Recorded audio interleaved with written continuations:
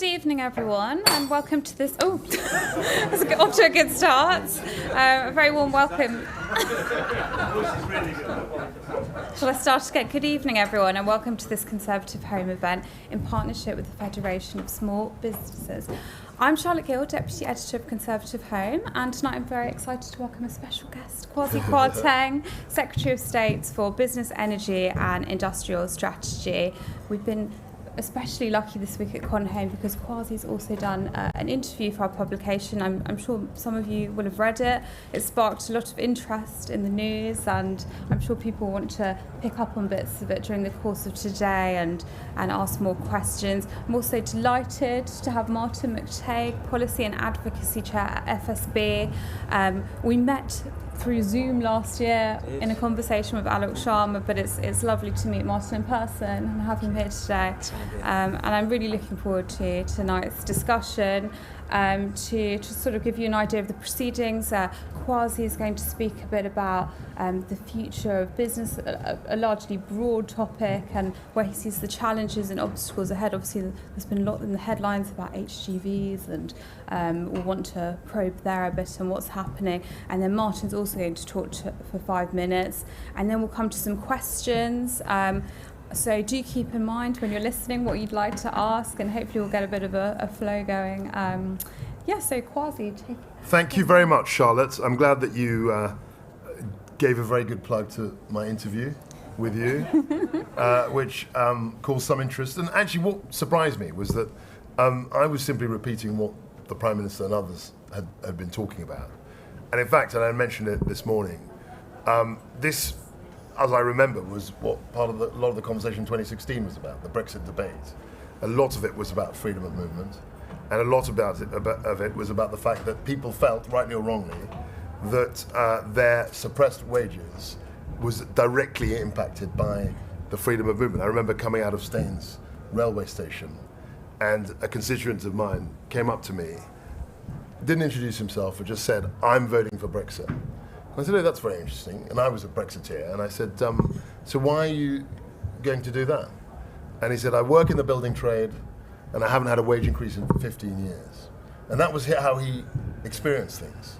Now, people like Jonathan Portes and very clever economists say, well, that's got nothing to do with the fact that wages were suppressed. But people in their bones felt that it did. And we simply couldn't sustain a world where we were importing 150,000 people every year from the EU, and that was why many people, millions in fact, and there were other reasons as well, but millions of people voted against that.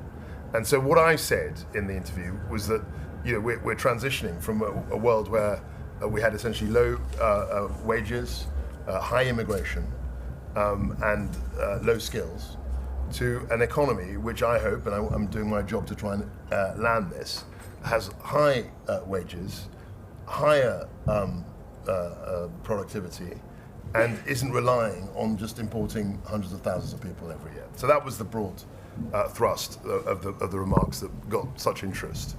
And more broadly, he said I'd make some broader remarks. It seems to me that the economy as we see it in 2021 there are three enormous structural, generational shifts in terms of what's happened. We've got the COVID pandemic, which is a once-in-a-100-year event, and it's the only time that global governments have responded to a pandemic in this way. So that's one event, and we have to see how we can navigate post-COVID. The second big issue was the fact that this is the first year that we've been outside the EU, pretty much. We negotiated a TCA, Trade and Cooperation Agreement, at the end of last year. This is the first full year which we've operated in that system. And that was 50 years. We were in the EU for 50 years, so that's a big thing. And then the third big issue is something which I was involved in terms of net zero. We legislated, it so happens, 2 years ago, to reach a net zero target by 2050. So these three things have completely reshaped, I might say, the political dynamics and the economic, more fundamentally, the economic dynamics. And within that, I see the role of BEIS trying to limit the impact of legislation, the cost of legislation, because a lot of this legislation is necessary. We have to have a subsidy control regime based on the TCA. We have to meet our net zero commitments that we passed in 2019. And my job is to try and make sure that business is protected as far as I can through that process. The other thing that is very relevant to my department is, of course, the whole net zero agenda. So in order to get to net zero, we need to have investment. We need to facilitate private sector investment. And that's been at the core of the Conservative approach to net zero. In the interview, I said one of the things, my job is to make sure to remind people that we are Conservatives. And both the Conservative Party, the Labour Party, and other parties are committed to net zero. All parties have maybe slightly different dates. But in terms of our approach, we've been absolutely 100% clear that we see net zero as being achieved by private sector engagement and investment. You know, I remember in 2019, John McDonnell said, well, we can have net zero by 2030. That was their program. And we're going to have the state is going to own 51% of the offshore wind farms.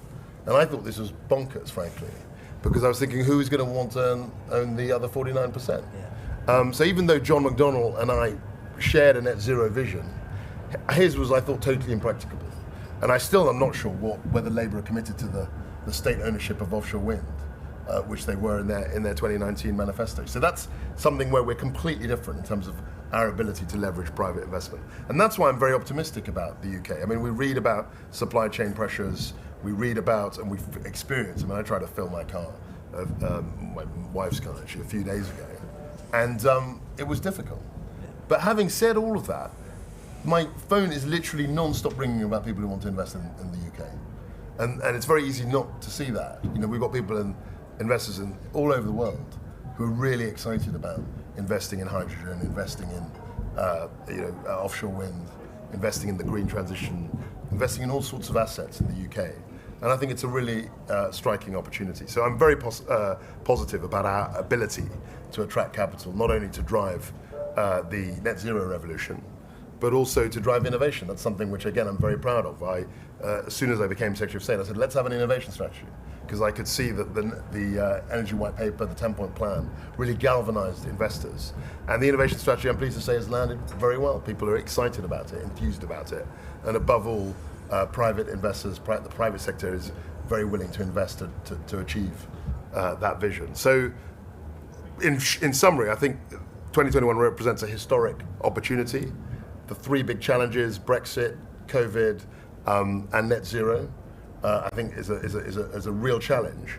But thankfully, Britain is very attractive to the kind of investment we need to see to reach our goals in these areas. Well, thank you. Lots to think about. And Martin? Yeah, I mean, I have the same level of optimism as Kwasi about the future. You know, I think there is a bright future, and many of our members share that sense of optimism. But for certain sectors of our community, they are in survival mode right now. You know, they are coming up to, we've now passed the end of furlough. You've then got surviving a quarter where many of them are quite dependent on Christmas trading. You know, that is a big deal. And this isn't just about people supplying turkeys. There's a lot out there that's trying to meet the demands, the retail demands in this next quarter. And they are very nervous about this. And in that kind of very sort of febrile environment, to have a big tax hike is really quite damaging to their morale. And I think in your bones, Kwasi, you're not somebody who would want to do that. And I'm sure around the cabinet table you were saying a bit in support of small businesses. But the reality is they're having to try and get through that in really difficult times. And the other thing, in the more medium term, they're going to have to come to deal with COVID debt that they've mounted up. Again, a fantastic piece of work by the government to try and put that facility in place. But now it's payback time. They're going to have to pay this debt back. And so that's going to be a big drain on their resources at a time when, rightly, they should be investing in the future that is clearly going to be around net zero requirements. So I talk to a lot of people who are saying, it sounds really exciting, this idea of 600,000 heat pumps. But we still haven't got a heat and building strategy. So we don't know. Are we sure that these guys are serious? Am I going to invest money at a time when resources are really slim in something that doesn't feel real right now? And then electric vehicles, am I going to sink money into electric vehicles at a time when charge points are really thin on the ground? These are big issues that government can make a big difference to small businesses and make them feel more confident about the future. So I think there are things on the horizon that I think in the longer term, as we get the Brexit dividend, from having fewer regulations and being able to control our own priorities, I think those things will come in the longer term to be seen as the benefits that have come out of this period. But somehow, lots of small businesses have got to survive these next few months and the next couple of years. Thank you. Thank you, Martin. So hearing that from Martin about all the anxieties that small businesses have, and at the moment we've got the fuel crisis, if I just put to you very simply, what would your message be to small businesses at the moment in this transition period? Look, I think it's a difficult period, and there's no question about that. And actually, a lot of the difficulties with regard to the supply chain that we're seeing are to do with in a way, the post-COVID bounce back. There's huge demand. I mean, the thing that was really on my desk 2 weeks ago was the gas price. And what's happened with the gas price, there's huge demand coming out of Asia as it's basically unlocked from lockdown, bounced back from lockdown. There's huge demand, and LNG is being very, very strongly bid, and that has a knock-on effect on gas prices throughout the world, and that's something that is a global phenomenon. With regard to the petrol fuel tanker shortage, there was a shortage of HGV drivers. And now, and I need to clear this up, HGV drivers aren't the same thing as petrol tanker fleet drivers. And so people say, oh, well, you've got 100 soldiers, but how there are 100,000 shortage of HGV drivers? And they're mixing two different things. The community of petrol fuel tanker drivers is about 3,000. The shortfall is about 10%, 300. So you can see that the deployment of troops can really actually make an effect. And I was very pleased to see that the troops are actually on the ground today. And all I would say is that I think we're managing that situation. Now, if you're trying to fill your car and you can't do that, that's a bit of cold comfort. But generally, I think the situation is being managed. I think we're in a difficult place because of the supply shocks. I think there's a huge demand for which supply isn't ready, so that's driving up costs. But and I would say, the government's looking to support individuals in particular with the energy price cap. We're looking to support small businesses as well. We've got an enterprise strategy coming out in January, which I think will be very exciting for small business, because lots of my predecessors have been very focused on large businesses. But it's been quite rare that we've actually had a separate offer for small businesses, and that's something I want to drive. So in the short term, it can be difficult, but I think longer term, and longer term I mean by 3 to 6 months, I'm hopeful that we will be able to have really clear lines as to how we can drive this economy forward, leveraging particularly small and medium-sized businesses. Okay. Can you tell us a bit more about the enterprise strategy and anything we can expect? So, well, I don't want to prejudge it, but I've been a minister in Bays for 2.5 years nearly. And one thing that worked really well was the Prime Minister's 10-point plan in November last year, and the Energy White Paper, which came out in December. So that was just less than a year ago. I was made Secretary of State in January, and I thought, well, if we can have an Energy White Paper and a 10-point plan, why can't we have an innovation strategy? Because we talked a lot about innovation, but I never really got a handle on what we were doing. And as a junior minister, you have a weekly ministerial meeting with the Secretary of State and the junior ministers. And I knew what we were doing in energy, and it was a bit hazy to me what we were doing in innovation. So I said, well, if we've got an energy strategy, why can't we have an innovation strategy? And the team delivered brilliantly on that. The innovation strategy set out for the first time, really, the UK's priorities, where we wanted to see investment, where we wanted to see dynamic change. And it's been incredibly well received. I mean, ambassadors from other countries say, we're really excited about your innovation strategy. So I thought that we could do the same thing for enterprise. Because actually people say to me, oh, the department, hi, Rose, the department, hi, Naz. They're from my constituency, so it's always good to have constituents keeping an eye on their MP, monitoring what they're saying. I feel very nervous now. It'll be reported back. But no, really good to see you. But the enterprise strategy, I think, is really important because it will set out, really again for the first time, what we think about business, how we think we can grow and support business. And I'm looking forward to it being published and actually trying to realise some of the ambition in it. And again, this isn't a command economy, but what government can do through policy is set out tramlines and direction. And I think that worked very well in the energy and net zero space. And I'm translating some of that, trying to other areas in the portfolio. Good. And Martin, what would you like from this enterprise strategy? What would small businesses appreciate?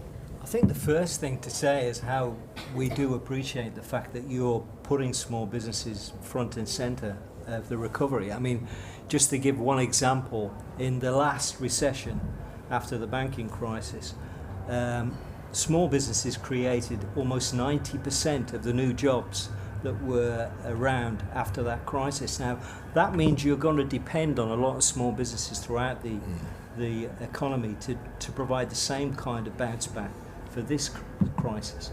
And I know that if you get this strategy right, you'll deal with issues that are being a constant thorn in the flesh. Now, Kwasi will not be surprised by this, but late payment is an issue that I must have raised with Kwasi every week for umpteen weeks. Yeah. And it is a long-standing, very serious problem for lots of small businesses, and there is no point dodging that any longer. It needs an urgent resolution. That's very clear. And I think, there are other issues that come up time and time again that Martin will appreciate, where, people say to me, I'm a sole trader, or I've got 2 or 3 people. It's impossible for me to scale up, even to 10 people. That is a really, really critical point. Yeah. And actually, if we can make that simpler, you could just think of the number of jobs that you could create, and the number. And I'm very, very focused on what, for want of a better phrase, people call micro businesses. Yeah. I'm really, really interested in that area, and I think our enterprise strategy will address some of those issues. I was going to open up to the floor now to see if people. I'm sure there'll be some questions. You've got the microphone. This gentleman here, with the red lining in your coat. Yes, thank you, Kwasi. Got a question. Can I ask you a question about electric vehicles? Yeah. I live in North London. I live in a flat, so there's no way I'm going to be at the top of the house. There's no way I'm going to be able to charge it if I had an electric vehicle. What can be done to ensure that there are rapid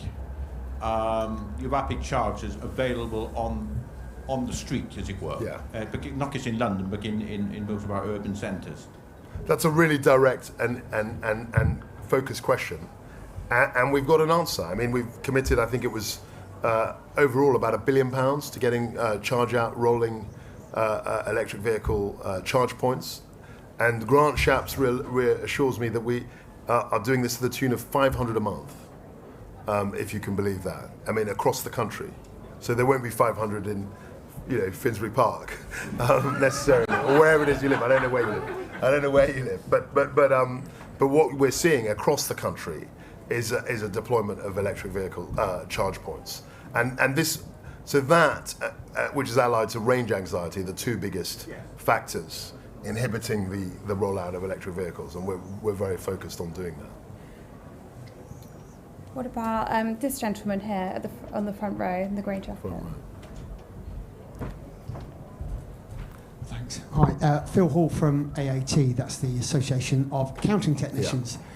Very much welcome what you're doing on audit reform. Over the next few years, we're likely to have the most tightly regulated audit sector in the world. However, in complete contradiction, about a third of accountants and tax advisors are completely unregulated, not qualified, not members of a professional body, and it's somewhat of a Wild West on the high street, which impacts significantly. So these are financial advisors? No, accountants and tax advisors. Okay. A third of the sector is unregulated at present, and it'd be really good for many small businesses who are getting their advice from unregulated accountants and tax advisors to have that changed. Compulsory professional body membership would be one solution. Have you got any thoughts? So I naturally am skeptical about, imposing huge barriers to entry to professions. So financial advisors, for example, actually have been historically not quite loosely regulated. As far as the audit reform is concerned, I'm very keen to do that, but with a minimal amount of cost. It's a fine line between having a very, very rigorous system of audit reform, which imposes lots and lots of costs on businesses, and having the status quo and not doing anything. And I think there is a middle way. In terms of your actual specific question about accountants and tax advisors, I'd love to find out more about it. My understanding actually is that it was quite well regulated. I'm surprised to hear that you feel it isn't. 78% of MPs assume that it is regulated when it isn't. Well, let's have a conversation about that, because that was a very specific question. Because I know about financial advisors, because I know people who are in that world, and they always say they don't want to be regulated, and it's a kind of market, so people can choose, who can give them financial advice. It's quite a low bar actually to enter that world. But I didn't know that tax and accountants specialists were as unregulated as you say. Has that been your experience, Martin? Well, I only know this because Phil tells me regularly that it is. But I've got to say, I am one of most small businesses that don't know that that's the case. I think most small businesses assume if somebody calls themselves an accountant, they have some sort of professional qualifications. I, like Kwasi, am a little bit queasy about the idea. That wasn't meant to be a I know, I knew you were. A little bit unsure about the idea of using strict regulation in that way, because I think that would be a bit contradictory as far as FSB's normal stance on these things are concerned. However, I do think there is a place for professional indemnity insurance, and the only problem is that market is completely broken right now. So it's almost impossible to get that insurance. If it was a functioning properly, then I think it would be an answer maybe to that problem. Let's go back up. This lady here.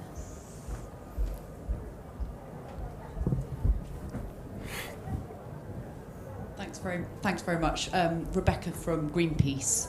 Thank you. First of all, I just want to say congratulations to the Secretary of State for the announcement today for the 2035 net zero decarbonisation target for the power system.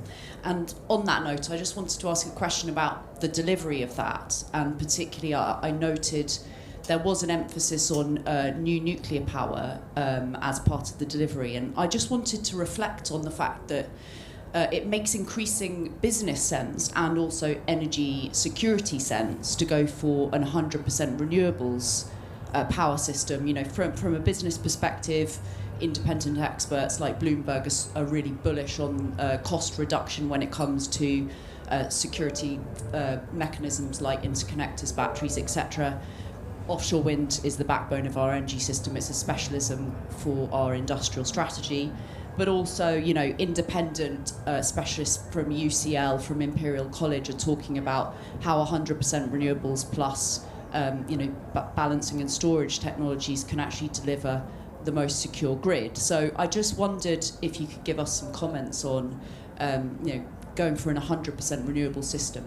So, and all we can do is look at costs now, okay? When we're making these decisions on a cost basis, no one can say in 2050 how much offshore wind is going to be priced out or how much solar is going to be priced out. But intuitively, and I looked at the data 2 years ago and constantly look at it. If we let's say wind the clock forward to 2050 and we look at the energy system, all the modelling I saw and have seen suggests to me that 100% reliance on renewables requires a huge amount of investment. To a degree that is much greater than if you have what's called baseload. Okay? So the intuition behind that is that because the wind doesn't blow all the time, and because the sun doesn't shine all the time, you either have to have really, really efficient storage, which we don't have today, or you have to have a huge amount of capacity to essentially to carry you through times where the intermittency of the power.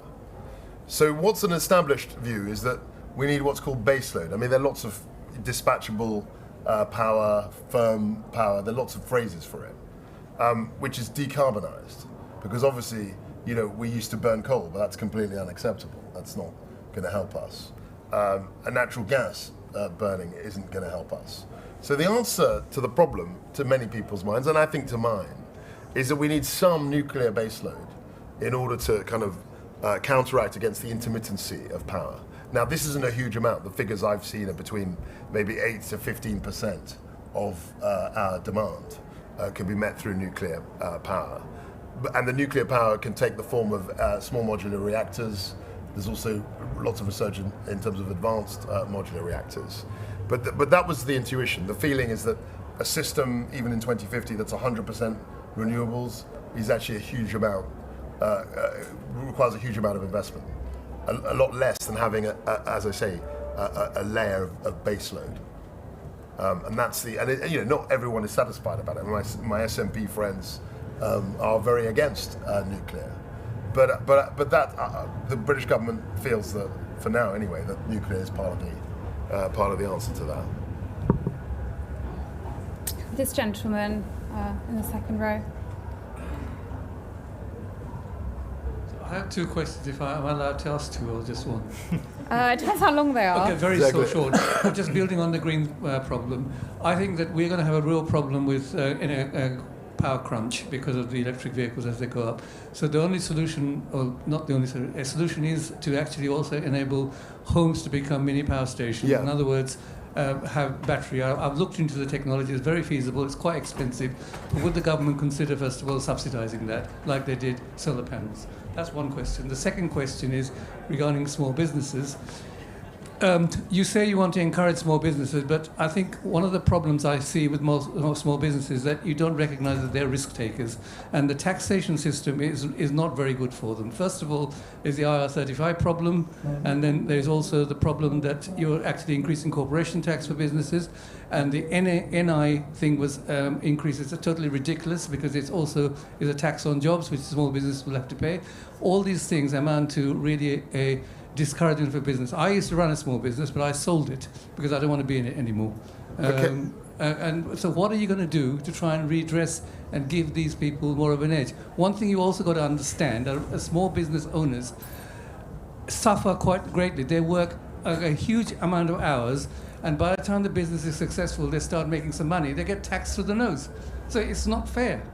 Okay, very clearly put question. I don't think it was a question, it was a statement. But which is fine. No, I totally hear what you're saying. Look, all I would say about the NI increase and some of the tax increases that we're seeing is that in the immediate short term, we had a huge deficit to fill. Just to put it in context, when I was first elected in 2010, the deficit was £160 billion, £160. Just forget about the billion, it's £160. Last year, we spent 350 billion, 350. So you can see that 350 compared to 160 is more than twice the amount. We spent the £350 in a year, and we have some way to try and fill that gap. And this was, and we had, you would have a different way, other people might have a different way, but that was the course that we went down. I completely hear you about regulation as well. I think we can do a lot more in terms of smaller businesses and allowing people to react more nimbly. And the biggest problem I hear is that people, they might be a sole trader or might employ 2 or 3 people. Their ability to scale up to be employing 8 or 9 people is almost impossible. They see that as a huge barrier. And as I said earlier, that's something that we're very focused on. And in terms of the energy system, you're quite right. I think we could have a much more sensitive, much more dynamic system where people can not only be energy consumers, but can sell back to the grid. And that's something that we're looking to do. But you'll appreciate that the energy system came out of a completely different place, and we need to modernize it. And any ideas you have, answers on a postcard. I'd be very interested to engage with you on how we can make a nimbler energy system.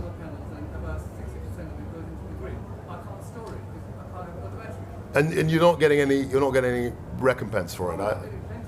Okay, that's good. Well, that's good. That's good to know. But I wish other people. But every house should be able to do that. well, we scrapped the feed-in tariff for solar, but we need to think of ways of trying to, as you say, make a much more nimble system where people can be sellers and buyers of power. This gentleman here. That you. Hi, thank you.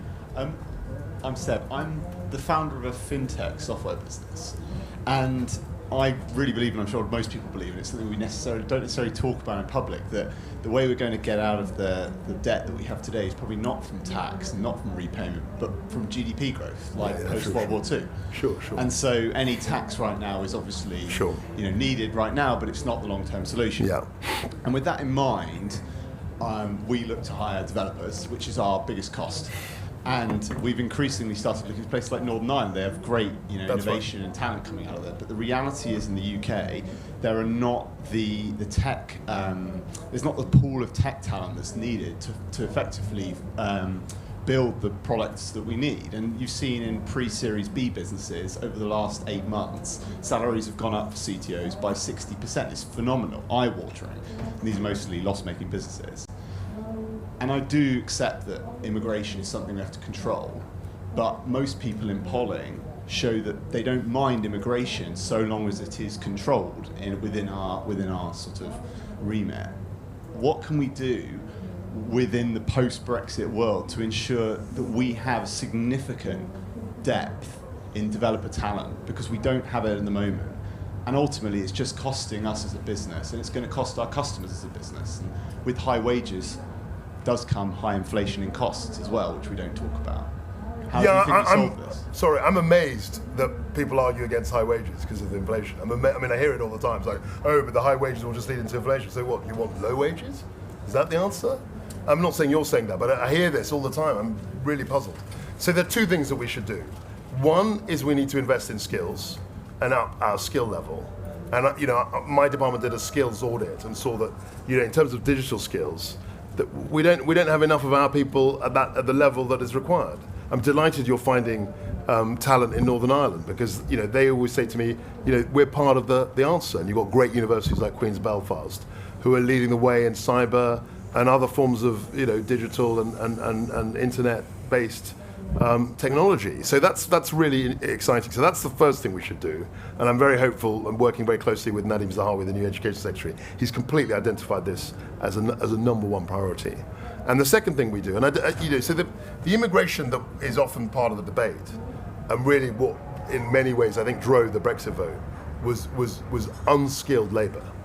Okay, we've never had an issue really with IT software engineers, top-level, medics, people who had a really high skill base. That was never part of the debate. And actually, we've tried to be very flexible on that. We've tried to actually attract. For small business, the only issue is just the cost of becoming registered and then sponsoring something. Very small. Yeah, so that is an issue that we need to think about. That could be solved. But those two things are how we deal with it. We've always had, in terms of talent, in terms of people at a good skill level, we've been a very welcoming country historically, but we need to invest in our own education. And my problem with the old model was that there was no incentive to invest in human capital or actual capital. Automation, skill level simply wasn't attractive to investing, because we had 100,000 people, 150,000 people coming in a year to do those sorts of jobs. So why on earth would you invest in automation of fruit picking when you've got thousands of people coming in to do that? Similarly, why on earth would you invest in apprenticeships and training young people in the UK when you can have lots of people coming in from the EU? And that, I'm afraid, was just the basic economics of where we were. And people had the choice to continue with that model. There were other issues, of course, these weren't there, but they did have the choice, and they chose not to do that. There's a tricky one, because we've gone off a cliff in terms of recruiting a lot of talent from Eastern Europe. And there's probably a 2-year window where we have this talent and we can retain it at a reasonable price. It's very hot in here, by the way. Yeah. I don't know what it's. If we don't resolve that, then it could end up with a lot of good innovative businesses. Sure. No, I hear you on that. Just to pick up on this, recently the government's granted temporary visas to try and... Martin's also on the panel, by the way. Sorry. I mean, he's, No, Kwasi's doing a great job. I'm paid to do this. To talk, anyway. Yeah.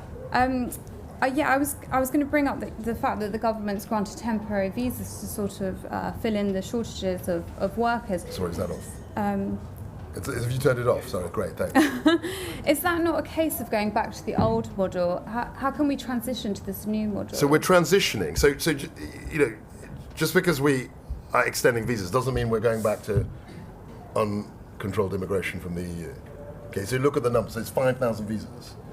Between 2004 and 2016, we had 150,000 people coming in every year. 150,000. Okay, so it's a completely different. I'm not going to accept the premise that 5,000 visas is a reversion but do you to see the point? The world. That no, I see analytically trend, the point. Yeah. I see the point that you're making analytically. In terms of scale, it's completely different. You can't tell me that issuing 5,000 temporary visas is the same thing as being in the EU with freedom of movement. It is. Fundamentally controlled. Yeah, of course it is. Yeah, see, exactly. Because it's 5,000. The 150,000 wasn't limited. It could have been 300,000. Yeah. There was no actual limit to it. Yeah. And actually some years it was 100,000, some years it was 250,000. Yeah. My friend over here I'm not makes... comparing it to the EU. I'm just saying that and if it gets worse, the crisis, presumably, you have to become more. So reliant. as my friend here said, it's controlled. Having a cap on 5,000 visas is very controlled. Saying that anyone coming from Romania can come in because they're in the EU is not controlled. Martin, would you like to come in? I mean, the central point you made, which is that growth has to be a part of the equation, is definitely right. Yeah. But that means that we're going to have to invest in improving our productivity. Our productivity is woeful. It has been that way for a long time. And to some extent, the government has decided that small businesses are a part of the problem, that we're going to have to invest in better leadership management skills. That's right. I think the scheme they've adopted, Help to Grow, has still got a lot of flaws in it, and it could be a lot better. It's failing to appeal to a wide spectrum of business owners, and it will need to appeal to a wide spectrum if it's going to work. The second point about skills, I think the problem is people mix up the two, the short term and the long term, right? In the short term, we have got serious problems that cannot be fixed by training. They are problems that can only be fixed by immigration in many cases. In the longer term, I am not dodging the responsibility to train. That is absolutely clear. But that wasn't happening. No, I accept that, Kwasi. Yeah. I accept that. Okay. Who's next up? This gentleman here, if you pass the microphone. David from Skegness. Picks up on both the points that Kwasi make and Martin regarding apprentices. After the referendum, I vividly recall the builder being interviewed who was bemoaning the fact he wouldn't be able to get his skilled workers from Eastern Europe. And the interviewer said, "Why don't you train local people?" And he said, "Why should I? It costs me money when I can get them for free." Absolutely. That's it. I thought, great, problem solved, we've left. Then we've had COVID, and as Martin said, many businesses like ours are in survival mode.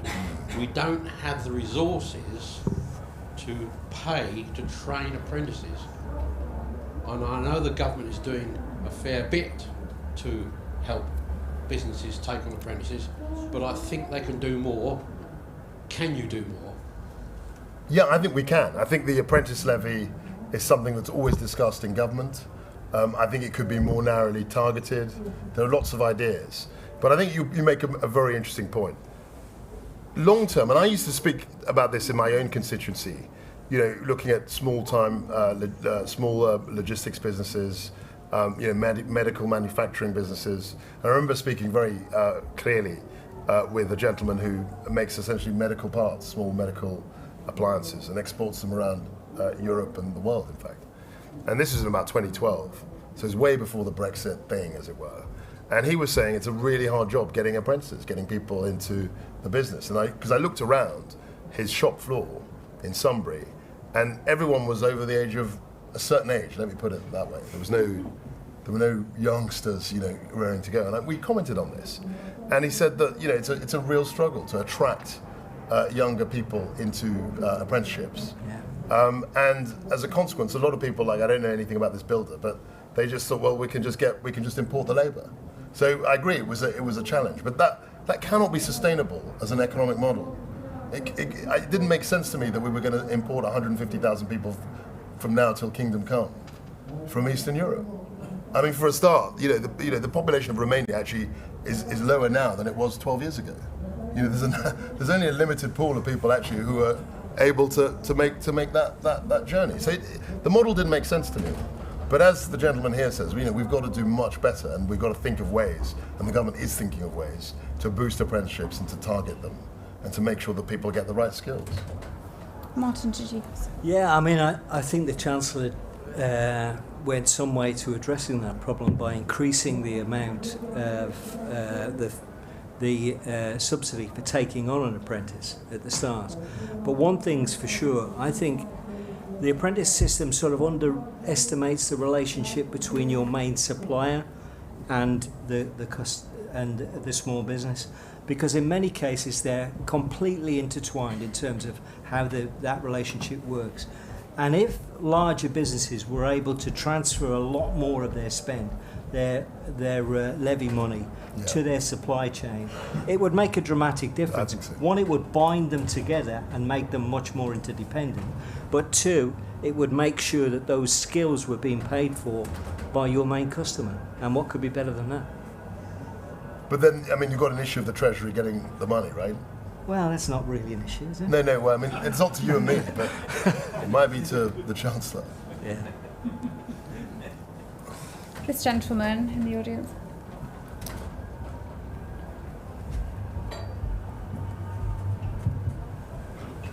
Thank you. Is that on? Yeah. Aidan Ruff, I'm president of Northumberland Conservatives. In my business life, I straddle two industries. One is electronics. So we've actually designed a low-carbon, solar-powered house system, EV, battery, underfloor heating, air source heat pumps, the whole thing integrated. And a year and a half ago, I had the money to turn that into a production item. But my main income comes from my hospitality businesses, and I spent all the capital supporting them. Sure.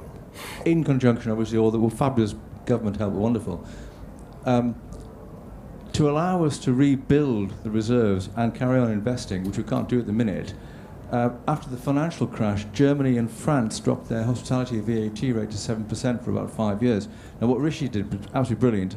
I didn't think it would make a huge difference, but the 5%, it's obviously winding back up now, made a big difference. Could I suggest, say, a 10% rate for 5 years? Because that will allow us, the hospitality industry, to rebuild our balances, pay off our bounce-back loans, etc. And the second suggestion is have a word with Anne-Marie, your cabinet colleague, because she and I co-wrote a policy. She's your MP? She's my MP, yeah. Really? Yeah, Did you turn up to her event, like my constituents? Yeah, well, absolutely. Yeah, well, she's been promoted, so she doesn't come around for pizza so often now. We recognised what you were talking about, a problem of the little 2- and 3-man band wanting to jump to 12-man band and bigger. I hear that a lot. Okay. I'll tell you one of the big impediments to growth is the VAT system. It is the slab nature of registration. So we spoke to small business people in tears come January. They've had a good year, but looking at the year end, and they suddenly realised they went over the VAT threshold. Oh bugger! We're going to get fined. We've got to pay the VAT for the whole year, etc. A whole lot of bureaucracy associated with that. Well, we wrote a very simple taper system, which would everybody I've spoken to, including the FSB, Chamber of Commerce, sorry, the dirty word, supported it. If we implemented this, there might be a small cost in year one, there may not be. But by the time you get to year 2 and 3, the growth we will get, it will unleash these people. And from a political hat on, they'll owe it to us. Great. So speak to her. No, I think you're right. I mean, of course, the Treasury is sceptical about dynamic modelling of the kind you suggest. I mean, it's very much year-in accounting. But I think you're absolutely right. I think something like that could be a huge boost to small business in terms of getting rid of red tape and also the burden of taxation, because that's what's really, I think, impeding the growth that we want to see. The big issue is they want to grow. Yeah. And they're trying They get clobbered with all sorts of, the VAT threshold. Yeah, that's right. Sure. So it's still about 83,000, isn't it? Yeah, that's right. Martin, would you like to comment? We've got 1 minute left, and then 1 minute, right? 1 minute to agree with Aidan, and to say, You've done it now. to say you're absolutely right, and it's almost exactly what we've proposed to the Treasury. It is the biggest problem is go 1 penny over 85,000. It is 1 penny, and the whole of your turnover has to be. That's right. There's no taper. VAT. That's right. And actually, it was very revealing because I remember, and I talk about this endlessly, but when I worked with Philip Hammond in the Treasury do what they often do in, the stories sort of appeared in the newspaper about what might happen in the budget. And there was one story in the FT saying that we were going to lower the VAT threshold from 83, I think, to 73,000 or 80. I think it was 83 at that time. And it was, that was right because in the EU it was 73,000. That's exactly right. And the pushback we had from parliamentary colleagues was incredible. I mean, people just were up in arms, the MPs, and the thing was quietly shelved. So it was just one little story in the FT. But sometimes that happens ahead of budget. I'd love to engage with this because I think it's a really focal point which, if we could change slightly, could have a huge impact to the good. I'm afraid I can't take any more questions because we've reached the end of the session. I think we've Great packed session. quite Great a lot session. in. I'd Great like to session. thank Kwasi so much Thank for his you. time, and Martin as well. I'd like to thank you. And thank you, the audience, for your fantastic... I'd like to thank FSP as well. And thank you, the audience, for your time. And have a wonderful evening, brilliant. everyone. Thank you very much, Charlotte. Thank you. That was great. Nice to meet you.